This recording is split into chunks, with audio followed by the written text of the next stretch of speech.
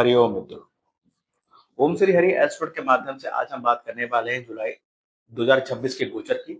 कि जो गोचर है जुलाई के महीने का, ये पाइसेस असेंडेंट या अगर कहूँ हिंदी में तो मीन लगन अथवा मीन राशि के लिए कैसे रहने वाला है। लेकिन सदैव की तरह थोड़ा सा हम डिस्कशन करेंगे कि जो मीन राशि अथवा मीन लगन के लोग होते हैं उनके बारे में थोड़ी चर्चा कर लेते हैं। तो बेसिकली जो मीन राशि है, इसको 12 नंबर यानी कि 12th डिजिट से इंडिकेट या डिनोट है इसको। और 12वां भाव बेसिकली एक व्यक्ति का जो जन्म होता है तब उसकी यात्रा स्टार्ट शुरू होती है। और इवन अगर एज पर गोचर की बात ही कर रहा हूं मैं, एज पर एस्ट्रोलॉजी की जो गोचर है, ये जो बना हुआ है हमारा, ये पहला भाव है। व्यक्ति का जन्म यहाँ होता है और यहां से लेकर ये सारे हाउसेस को कवर करते करते वो 12th हाउस में आता है। ये जीवन का आखिरी पड़ाव होता है, यानी कि 12th हाउस है या फिर 12th राशि है, वो एक अंतिम पायदान की राशि कही गई है। ये जो 12th हाउस है बेसिकली हमारे लॉसेस का भाव है। ये हमारे हॉस्पिटलाइजेशन का भाव है। ये लड़ाई झगड़े कोर्ट कचहरी का भाव है। इन्वेस्टमेंट का भाव भी कहते हैं और फॉरेन कंट्री का भाव भी कहते हैं। तो बेसिकली ये जो लोग होते हैं जो पाइसेस वाले होते हैं, और दूसरा देखिए सबसे important that will be let go house, यानी कि चीजों को डिनाई करना, लेट गो करना। तो पाइसेस वालों का जो पूरी लाइफ होती है ना, वो 12th हाउस के इर्द गिर्द घूमते हैं। ये लोग अच्छे इन्वेस्टर होते हैं। ये लोग कहीं ना कहीं इनके ड्रीम में या कहीं ना कहीं इनके मन में इस चीज की कल्पना होती है, इस चीज की इच्छा होती है कि ये विदेश में सेटल हो या फिर विदेश घूमने चाहे। एक अच्छे बैंकर हो सकते हैं, एक अच्छे डॉक्टर हो सकते हैं, एंड एक अच्छे लीगल फील्ड में कह सकते हैं एक जज हो सकते हैं, जुडिशियल एक अच्छी एक डेजिग्नेशन में ये व्यक्ति हो सकते हैं। तो बेसिकली जो पाइसेस वाले हैं 12th हाउस को ही कवर करते हैं और उनका पूरा लाइफ इसी के इर्द गिर्द घूमता है। इसके अलावा देखिए बात की जाए, इनके जो रूलर होते हैं वो जुपिटर होते हैं और जिनका साइन होता है टू फिशेस अपोजिट डायरेक्शन में, यानी कि ये सबसे इंपॉर्टेंट होता है। जुपिटर जो होते हैं वो ज्ञान को, नॉलेज को इंडिकेट करते हैं, आपकी बौद्धिक क्षमता को इंडिकेट करते हैं, आपकी विनम्रता को, आपके विचारों को, आपकी रिलीजियस यात्रा को, पूजा पाठ को। और जो इनका सिंबल है टू फिशेस अपोजिट डायरेक्शन, ये प्रभु श्री हरि के मत्स्य अवतार से लिया गया है। तो ये राशि बहुत ही डिफरेंट राशि है और प्रभु श्री हरि की विशेष कृपा इनको प्राप्त होती है। ये लोग एट बर्थ ही प्रभु श्री हरि के भक्त होते हैं, या फिर अगर नए होते हैं किसी भी तरह की प्लेसमेंट या किसी बैड इन्फ्लुएंस के कारण, तो कहीं जैसे जैसे जीवन में आगे बढ़ते हैं और समस्याओं का सामना करते हैं, वैसे वैसे ये प्रभु श्री हरि की भक्ति में लगते हैं और इनका उद्धार होता है। तो इस तरीके की एक शख्सियत है, बहुत ही फेमस और बहुत ही बढ़िया और बहुत ही एक रिलीजियस पर्सनालिटी होती है पाइसेस असेंडेंट। हाँ, थोड़े से कहीं ना कहीं मैं कह सकता हूँ कि थोड़े से केयरलेस होते हैं, लेकिन इसका मतलब ये बिल्कुल नहीं होता है कि ये अपने काम के प्रति डेडिकेटेड नहीं होते। इसके अलावा देखिए बात की जाए, ड्यूल नेचर पर्सनालिटी है, यानी कि ये कहीं कहीं दृढ़ संकल्पी देखते हैं तो कहीं कहीं अपने निर्णयों में वस्तुतः या एज पर सिचुएशन के हिसाब से चेंजेस कर लेते हैं। वाटर एलिमेंट है, मतलब ये इमोशनल एक राशि है और जलित तो राशि है, बहुत गहरी राशि से कहते हैं। बहुत डीप एनालिसिस होते हैं इनके, और किसी भी प्रकरण को उनको दीजिए तो एकदम से निर्णय नहीं लेते, बहुत डीप एनालाइज करने के बाद, मतलब तथ्यों को परखने के बाद ही अपना निर्णय सुनाते हैं। इस तरीके की पर्सनालिटी कही गई है। पाइसेस असेंडेंट बात की जाए नक्षत्रों की, पूर्व भाद्रपद, उत्तरा भाद्रपद और रेवती, यानी कि गुरु शनि बुध, ये तीन बड़े ग्रह, कर्म प्रधान राशि हो गई। बुध आ गए व्यापार की तरफ दौड़ने वाली अच्छी बौद्धिक क्षमता, शनि आ गए कर्म हो गए, गुरु आ गए नॉलेज हो गई, बुद्धिमत्ता हो गई। तो ये सारे गुण इनमें समाहित होते हैं। तो खैर ये तो रहा मीन लगन अथवा मीन राशि का एक छोटा सा डिस्क्रिप्शन। अब बात करते हैं जुलाई के गोचर की। तो देखिए बात करते हैं आपके फर्स्ट, देखिए सबसे पहले आपके लिए जो योग कारक ग्रह, सबसे इंपॉर्टेंट जो लॉर्ड है, जो प्लेनेट है, वो आपके जुपिटर है, आपके फर्स्ट एंड 10th लॉर्ड। बात करते हैं फर्स्ट हाउस। देखिए अगर आपके गोचर में पहले भाव में 12 नंबर लिखा है, देन आप पाइसेस असेंडेंट है और अगर चंद्रमा आपका 12 नंबर राशि में है तो आप पाइसेस जोडिक साइन है। पहले भाव की बात करते हैं, आपके हेल्थ के बारे में बात करते हैं कि सैटर्न आए हुए हैं, यानी कि आपके 11th लॉर्ड, आपके 12th लॉर्ड। 11th लॉर्ड के पॉइंट ऑफ व्यू से अगर मैं बात करूं तो कहीं ना कहीं इनकम की तरफ बहुत फोकस रहेगा, छोटे भाई, बड़े भाई बहन और मित्रों की तरफ फोकस रहेगा। लेकिन ये सारे कामों में या आपके इनकम जनरेट करने पर या इच्छा पूर्ति करने में, डिजायर को फुलफिल करने में मेहनत लगेगी। इतना आसान नहीं है, लेकिन मेहनत लगेगी, लेकिन नामुमकिन भी नहीं है। ओवरऑल अच्छा योग है, लेकिन मेहनत को दर्शा रहा है। 12th लॉर्ड के पॉइंट ऑफ व्यू से बात करें तो कहीं ना कहीं विदेश सेटलमेंट के योग यहाँ बने हुए हैं। राहु भी क्लब हो रहा है 12th हाउस का, तो कहीं ना कहीं विदेश के योग हैं, घर से दूर जाने के योग हैं। लेकिन साथ ही साथ अगर ऐसा कुछ नहीं है तो कहीं ना कहीं हेल्थ में गिरावट, कहीं ना कहीं ब्राह्मा की स्थिति आपके साथ बनी होगी। और यहाँ पर ये जुलाई 2027 तक यहाँ रहने वाले हैं। सॉरी, 2 जून 2027 तक यहाँ पर शनिदेव रहने वाले हैं। तो ओवरऑल अपनी हेल्थ को लेकर आपको थोड़ा फिक्रमंद होना होगा और केयर करना होगा। और लगन में सैटर्न है, कहीं ना कहीं आप ये 1.5 साल से यहाँ पर विराजमान है, तो कहीं ना कहीं आपने देखा होगा पहले के मुकाबले जैसे सैटर्न आपके फर्स्ट हाउस में एंटर किए, प्लेसमेंट लिए, हल्के हल्के देखा, जैसे जैसे वो बलवान हुए, आपने देखा होगा कि अपने आप को एक तरीके से आइसोलेट कर लिया, यानी कि आपको एकांत में रहना, एकांतवास करना बहुत पसंद है। कोई पढ़ाई करनी है तो एकांत करेंगे, या कुछ भी म्यूजिक सुनना है, मतलब जब भी मौका मिलेगा आप घर के किसी कोने में एकांत में बैठ जाएंगे और अपने विचार विमर्श करेंगे। अपने विचारों को, अपने अपने अंदर की जो आपकी इनर एनर्जी है, इनर थॉट्स हैं, उनको कहीं ना कहीं, उसको कहीं ना कहीं सोचने विचारने में अपनी एनर्जी वेस्ट करेंगे। वेस्ट का मतलब यूज करेंगे, सॉरी, अपनी एनर्जी यूज करेंगे। इस तरीके की चीजें, इस तरीके के थॉट्स, इस तरीके की एक्टिविटी आपके व्यवहार में शामिल होगी। बात करते हैं आपके सेकंड हाउस की। सेकंड लॉर्ड बैठे हैं आपके थर्ड हाउस में, यानी कि छोटी मोटी यात्राएं होंगी, प्रॉपर्टी को लेकर यात्रा हो सकती है, या भाइयों के साथ यात्रा हो सकती है। और स्पेशली छोटे भाई बहन, शिवलिंग या फिर नेवर से छोटी यात्राओं से आपको धन लाभ होगा, इसमें कोई दो राय नहीं है। परिवार के साथ आप छोटी मोटी यात्राएं करेंगे, इस तरीके के योग भी है, लेकिन वो सारे बेनिफिशियल रहेंगे आपके प्रॉपर्टी के पॉइंट ऑफ व्यू से और आपके धन संचय के पॉइंट ऑफ व्यू से, आपको प्रॉफिट देकर जाएंगे। बात करते हैं आपके थर्ड हाउस की। थर्ड हाउस में मार्स आए हुए हैं। मार्स जो कि आपके 10th, मार्स जो कि आपके 9th लॉर्ड है, मार्स आपके 9th लॉर्ड हैं और आपके सेकंड लॉर्ड है। तो ओवरऑल मार्स की जो पोजीशन है बहुत बेहतर है, अच्छे योग है। मेहनत, देखिए थर्ड हाउस मेहनत का है, मेहनत तो लगेगा, लेकिन कहीं ना कहीं भाग्य का फुल सपोर्ट रहेगा। कहीं ना कहीं मनी सेविंग, धन के पॉइंट ऑफ व्यू से भी ये अच्छा है, फाइनेंशियल रिसोर्सेज को बढ़ाएगा आपके। बात करते हैं आपके फोर्थ हाउस की। फोर्थ हाउस में बैठे हैं सन। सन जो कि आपके सिक्स लॉर्ड का फोर्थ हाउस में बैठा, एक तरीके से अगर मैं कहूं कि छठे भाव के स्वामी का फोर्थ हाउस में बैठा, ठीक है, छठे भाव का स्वामी त्रिक भाव का स्वामी हो गया। माता के स्वास्थ्य में कुछ समस्याएं रह सकती है, पिता का स्वास्थ्य में गिरावट रह सकती है, लेकिन इन सारी चीजों के बीच कहीं ना कहीं प्रॉपर्टी को बनाने में, सुख में वृद्धि करने में जो भी डेफिशिएंसी पड़ रही थी, वो कहीं ना कहीं पिता के माध्यम से या कह लीजिए सिक्स हाउस के सिग्निफिकेंस से वो फुलफिल होती हुई नजर आ रही है। और इस एरियाज में आप अगर लोन लेने की सोच रहे थे या फिर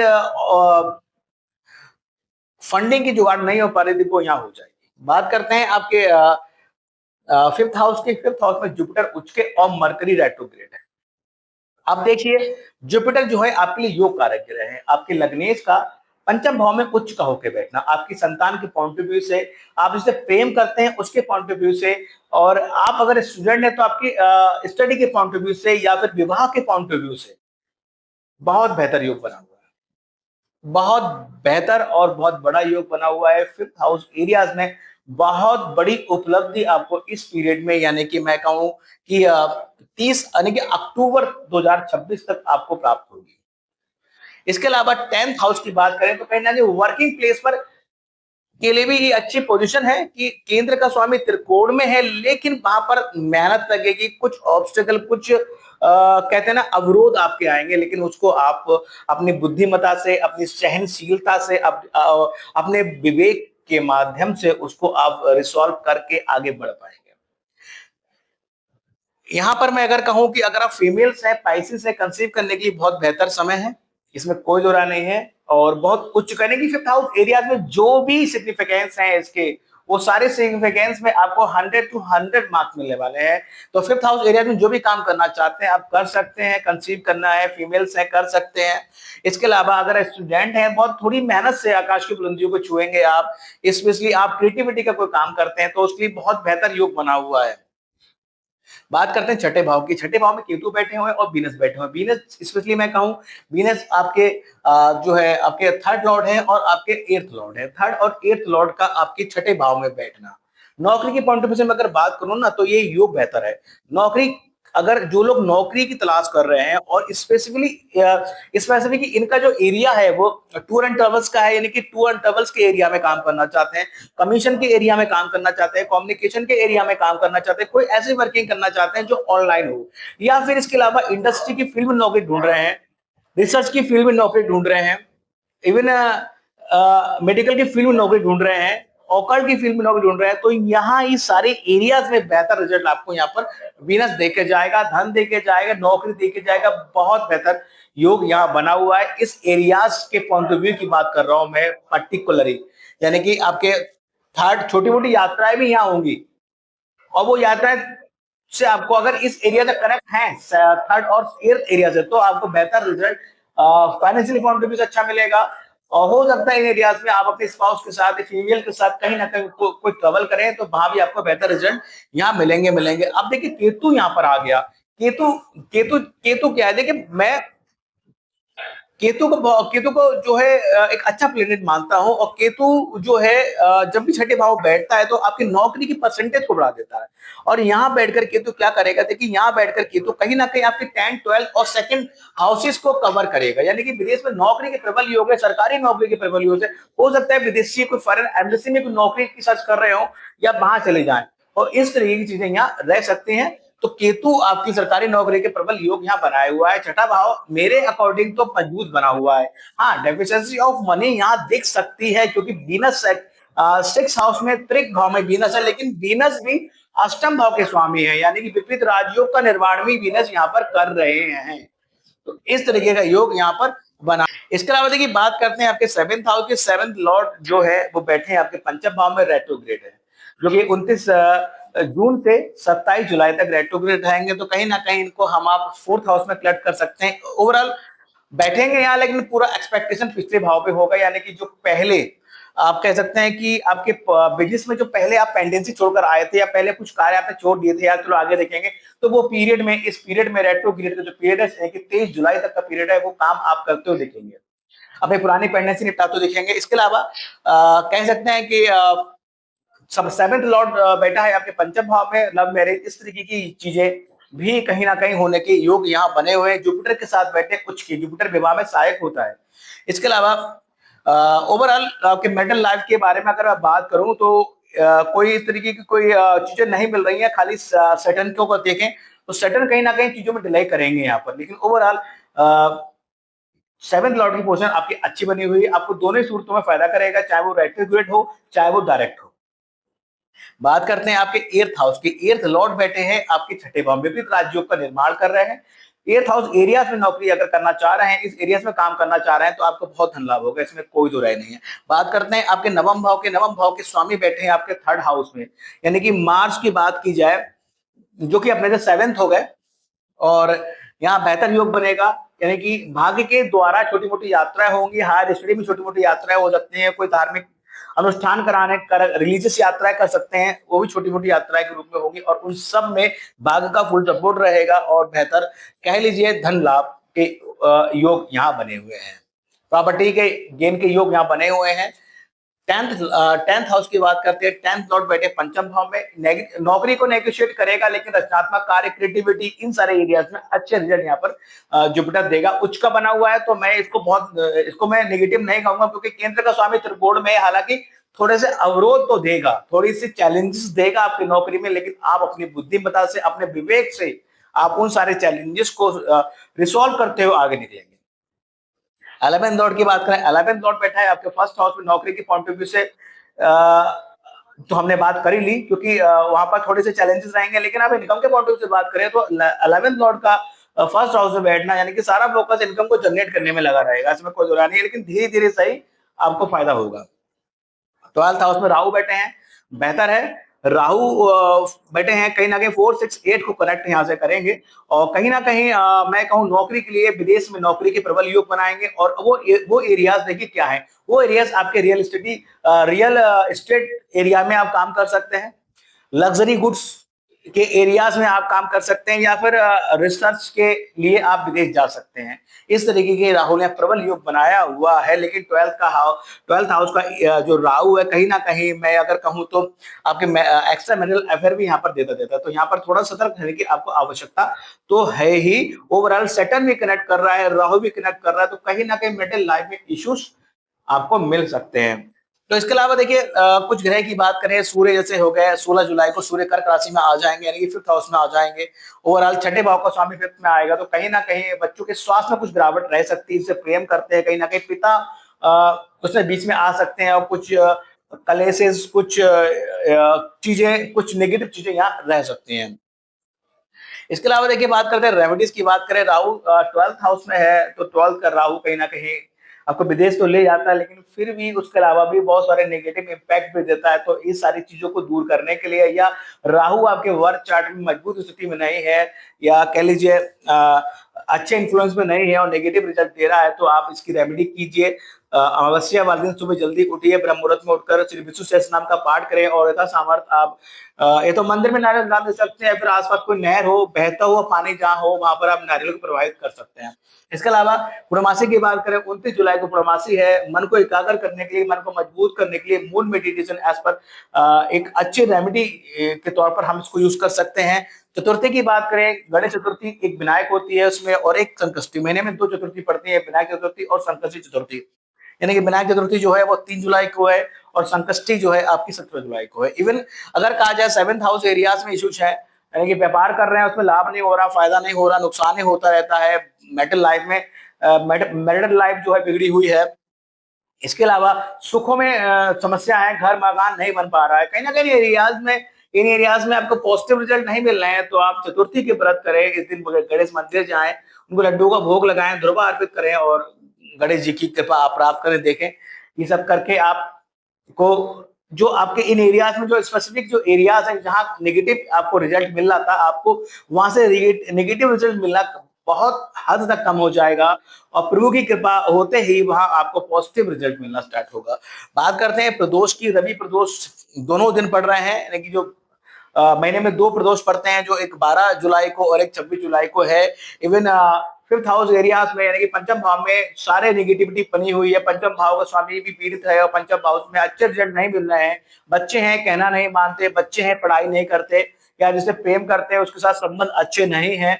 ओवरऑल 5th हाउस एरिया में नेगेटिविटी बनी हुई है, या बैड इन्फ्लुएंस में है, तो आप इसको इससे मतलब इसके नेगेटिव रिजल्ट को रोकने के लिए आपको जो है महादेव की उपासना करनी चाहिए, और जो ये प्रदोष व्रत है इनका उपवास करें, और इस दिन आप जो शिवालय जाए, प्रभु पर जलाभिषेक करें, और एक माला पंचाक्षर मंत्र का जाप आपको अवश्य करना चाहिए। इवन मैं तो आपसे पाइसेस को हमेशा बोलता हूँ कि महादेव की उपासना कीजिए, भगवान विष्णु की उपासना कीजिए, ये सारी आपकी बहुत क्रूशियल और बहुत प्रोग्रेसिव, और आपके मन को स्थिर, शांत तथा एकाग्र रखने के लिए बहुत ज्यादा जरूरी है। बात करते हैं देव शनि एकादशी की। 25 जुलाई को देव शनि एकादशी है। हमारे हिंदू धर्म की मान्यता के अनुसार, या हमारे शास्त्रों में जो वर्णित है उसके अनुसार, इस दिन जो देव शनि एकादशी है, जो कि 25 जुलाई की है, इस दिन प्रभु श्री हरि क्षीर सागर में नींद मुद्रा में जाते हैं, और आज से लेकर 4 महीने तक वो आराम करते हैं। और ये जो पीरियड होता है इसे चतुर्मास बोलते हैं, और इन चतुर्मास के पीरियड में हमारे हिंदू धर्म में कोई भी कह सकते हैं कि कोई भी जो मांगलिक कार्य है वो नहीं होता, सारे मांगलिक कार्य वर्जित होते हैं। इसके अलावा देखिए बात करते हैं क्वालिटीज की। आप एक डे ड्रीमर होते हैं, मतलब 4 लोग खड़े हैं, 5 में आप हैं, एक ग्रुप है आपका फ्रेंड्स का, बात हो रही है, किसी टॉपिक पे चर्चा हो रही है, लेकिन आपके दिमाग में कोई और ही ख्याली आप पक रहे हैं, आप हैं तो वहां उपस्थित एज पर बॉडी, बट आपका माइंड कहीं और है। तो इस तरीके की सिचुएशन, इन सारे चीजों को लेकर जो आप में आदतें होती हैं, आप लोगों को एक नाम मैंने दिया है, डे ड्रीमर। आप दिन में भी सपने देखते हैं, ऐसे लोग। इसके अलावा देखिए बेस्ट सनसाइन की बात करें, कैंसर, स्कॉर्पियो, हेल्थ इशू 16 और 17 जुलाई को अधिक रह सकता है। स्ट्रेस की बात करें 21 और 22 जुलाई को स्ट्रेस अधिक रहेगा। वो दिन जिस दिन अधिक खर्चा होगा वो 4 से 5 जुलाई और 31 जुलाई होंगे। ये डेट्स आप नोट डाउन कीजिए और इन डेट्स पर स्पेशली जिस दिन अधिक खर्चा हो सकता है उन दिनों को तो आवश्यक तौर पर आप नोट करें, और उन दिन कोई अगर बड़ा प्लान बनना है खर्चा करने का तो उसको आप डिनाई करें। स्टोन की बात करें, टोपाज कोरल आपके लिए बहुत बेनिफिशियल है, बट मैं हमेशा बोलता हूं कि as per advice on astrologer ही आप कोई भी स्टोन धारण करें। इसके अलावा देखिए पूजा पाठ की बात करो, विष्णु भगवान विष्णु, प्रभु शिव, हनुमान जी, रामचरितमानस इत्यादि का पाठ आप करिए। सारे पूजा पाठ से आपको जो है आपको बहुत फायदा होगा और आपके जन्म पत्रिका में व्याप्त जो है बहुत सारी समस्याओं का निदान इन्हीं पूजा पाठ में शामिल रहेगा। और अपने दैनिक जीवन में, दैनिक व्यवहार में इन सब चीजों को शामिल कीजिए, देखिए चमत्कार प्रभु का। तो ये एक छोटा सा प्रोडक्शन था पार्सिस असेंडेंट की जुलाई का जो गोचर है वो उनके लिए कैसे रहने वाला है। वीडियो पसंद है तो लाइक कीजिएगा, और जिन लोगों ने हमारा चैनल ओम श्री हरि एस्ट्रो सब्सक्राइब नहीं किया तो प्लीज सब्सक्राइब माय चैनल। साथ ही साथ आपसे रिक्वेस्ट है, जो लोग आपके संपर्क में हैं और पाइसेस असेंडेंट है यानी कि मीन राशि अथवा मीन लगन के लोग हैं, उनको ये वीडियो फॉरवर्ड करें ताकि वो जाने कि जुलाई का जो गोचर है वो कैसे रहने वाला है। So at the end of the video, thank you very much, Radhe Radhe, जय माता दी।